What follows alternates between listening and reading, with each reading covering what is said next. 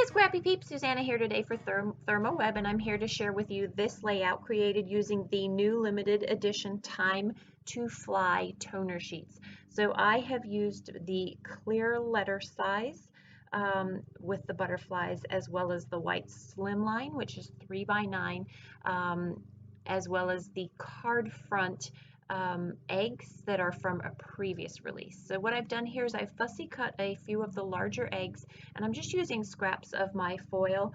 I believe the green is lily pad, the pink is enchanted rose, and then the blue is Prince Periwinkle, Prince something or another. And so I'm running those through with the fussy cut eggs, and then I have this white slimline that is going to be one of the backgrounds on my layout.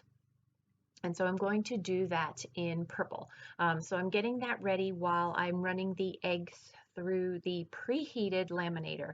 Don't forget when you do this, one, you want to run it through twice, and two, when you lay your foil, you want to make sure that the color side is up. I like to run mine through twice. I feel like I get better coverage that way.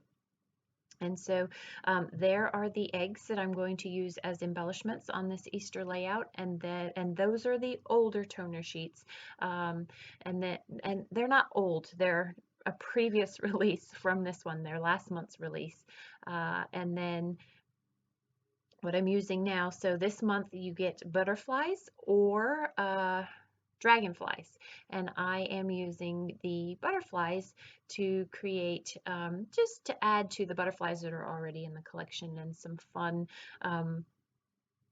flocking, it's not even flocking, foiling, just some fun texture, something a little eye-catching to the layout here. So you just peel that off and then voila.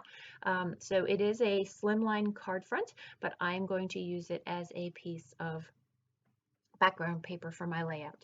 So I am a scrapbooker, not a card maker, so did not know that a slimline card front is 3x9. So I'm going to have 3 panels of 3x9 on the layout, and that will form the basis for the layout there. So I have 1, 2, and then and actually what I wanted is the eggs, not that purple, so I'll flip that over in a minute. See there, yep. And then again, this paper has directionality to it, and the butterflies are going along top to bottom of the page, so I need to make sure my flowers go top to bottom as well. So this is where I'm going to change my mind and switch to the clear letter size. I'm going to start working on the design, but what's really bothering me at this point here is that I have the green, and then I have 2 predominantly white, I'm just going to go with cards, pattern papers. We'll just call that butterfly a pattern paper. And so it feels lopsided to me, and it's really bothering me. So I think, oh, if I back my photo, put a little pop of pink, maybe that'll bring more color to the right hand side of the page. So I give that a shot, and I don't like it. It's not that I don't like it, but it's not creating the effect that I was looking for. And so, yes, the picture stands out a little bit more, but it still doesn't create balance on the page. So I thought, well, maybe if I do it horizontally, that would look better, only then I remember that I have directionality in these papers, and so nope, that's not going to work. Try putting the green in the middle to break up the white, and it's okay, but now you have literally all of the weight dominantly centered in the middle of the page. So I think, well, maybe if I cover one of the white pieces a little bit and use one of these tags, that will add the weight that I'm looking for. So I clean up my desk while I'm deciding what I'm going to do, and I choose this bunny tag so that you've got a little bit more weight in the layout there. And I absolutely love that bunny tag, and figure I'll use the back side for journaling, so I put it in a vellum pocket. Now, in the close-ups, you're not going to see the bunny quite as visually as you would if the tag were on the outside, but you do see it more prominently in person than you do in the close-ups. So I'm going to commit to this egg piece because I like that, but I'm still not sure about this whole thing, and so I have an aha moment.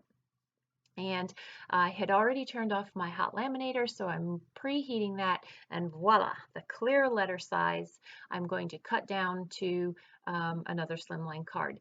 Now, I wanted a little bit more visual balance in the page, and so I decided that one of the strips would be better as 4 by 9. So just a smidge wider just to add some variety to that. And so I'm going to cut my toner sheet to 4 by 9, as well as a piece of the purple paper, which is the B side of those eggs, also 4 by 9, and then that way I can sew it on and it's not white on white. So now what I'm doing is I'm debating between a sort of a more greener foil, and the color of that is jade, or the aqua. And I decided to go with the aqua because the aqua is already in the collection, and I don't have a lot of the aqua that I'm using because I already have that jade color, that green color in the green floral that is already cut to the slimline size. So now I'm going to run this through my hot laminator. You have to remember on the clear toner sheets that you have a shiny side and a dull side, and you want to make sure to put your foil on the dull side and make sure you put silver side down on the foil or color side up. And I'm going to run this through. The other thing that I want to tell you, when you run your toner sheets or card fronts through your hot laminator, you want to make sure that the foil is as smooth as you can get it. You don't want it buckled, because the buckles are where you're going to get the black toner that doesn't get covered. And I have a few spots of that on the eggs because they were small pieces and I wasn't paying attention. I'm multitasking just like I'm doing now. I like to, as it's running through, do something else. So that is what that looks like. And so what I was doing was putting some foam on the back of Easter for the title there. So I decide that I want to sew this just to give a little bit of a border. And so I've just stitched along the outside there, and that is much better, brings a lot more color to the page, balances out the page as far as weights of lights and darks go, and I can live with this. I love this, much, much better. So I'm going to commit to this. So I've got my clear foiled toner sheet, and I've got my foiled eggs, and I still have the butterflies from the slimline card, and I'm going to put those to good use too, because I'm going to cut them up and use them for embellishments on the page. So what I have done off camera is I have punched a hole in the tag there, and I've put some yellow twine through that, and that is not in the close-ups. I apologize. I took the pictures and then decided that that's something that I wanted to do, again, just for a little bit of movement on the page. Fortunately, when I stuck down that Easter, I dropped it by accident. It didn't pull up the foil, which is, whew, big sigh of relief there. And so now I'm going to use these Easter eggs. Again, those are foiled, and those are from a previous limited edition release of toner sheets, and I'm going to use those just to decorate Easter, to add embellishment to that.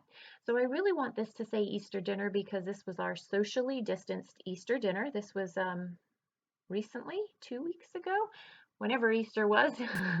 And we were with my husband's family, and so it was nice to be able to see family because it's been a while since we've seen them. So I'm going to fussy cut some of these butterflies just to throw a little bit of purple in there and a little bit more foil, not to mention I've already foiled the sheet, so I might as well use it.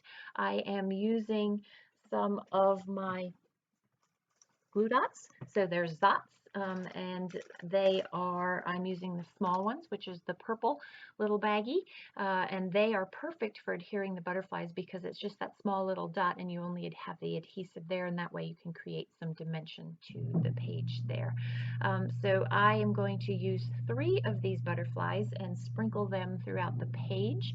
I usually try and have a trio of embellishments when I'm embellishing. However, I've got the trio of papers, and I've got the trio of butterflies, and then I also have the trio of yellow.